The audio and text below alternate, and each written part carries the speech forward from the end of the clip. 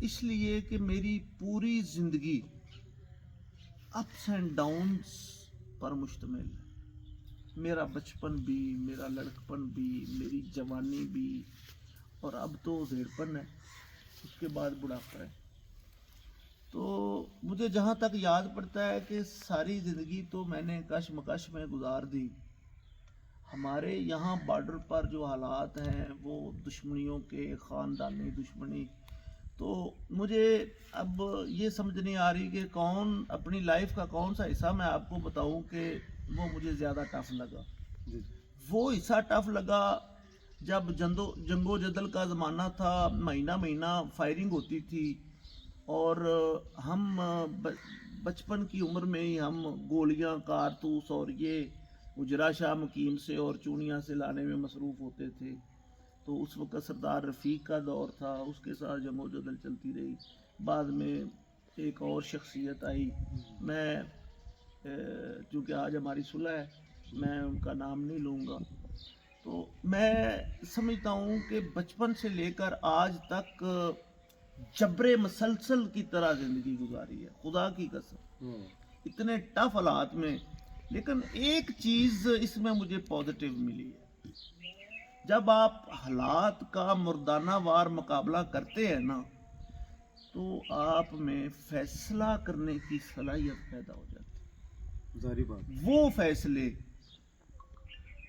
فیصلہ کرنے کی صلاحیت بھی ایک بڑا کام ہوتا ہے. بے شک. اچھا چلو خیر، میں سوال کی طرف آتا ہوں. تو میں یہ سمجھوں گا کہ میرا جو سب سے مشکل وقت تھا وہ تھا میرے والد صاحب مرڈر ہو گئے. اس کے بعد ہم ان کے مرڈرز میں جیل چلے گئے. مارچ 2001 میں میرے اوپر بہت تشدد ہوا. حالانکہ مرڈر میں تشدد نہیں ہوتا. تو ڈی پی ہوتا تھا غلام محمد کلیار قصور کا. تو اس نے میرے اوپر کھڑے ہو کر میرے اوپر اس نے تشدد کیا 7 دن اور 7 راتیں.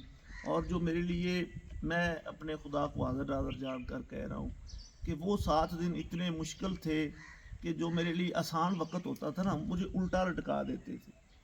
تو جو آسان وقت ہوتا تھا وہ یہ ہوتا تھا کہ ہاتھ اوپر کر کے بیچ میں ڈنڈا، یہ پولیس والے. تو میں یہ کہتا تھا کہ یار میں اقبال جرم کرتا ہوں، آپ تشدد کیوں کرتے ہیں؟ تو وہ غلام محمد کلیار ڈی پی او بابا سا تھا.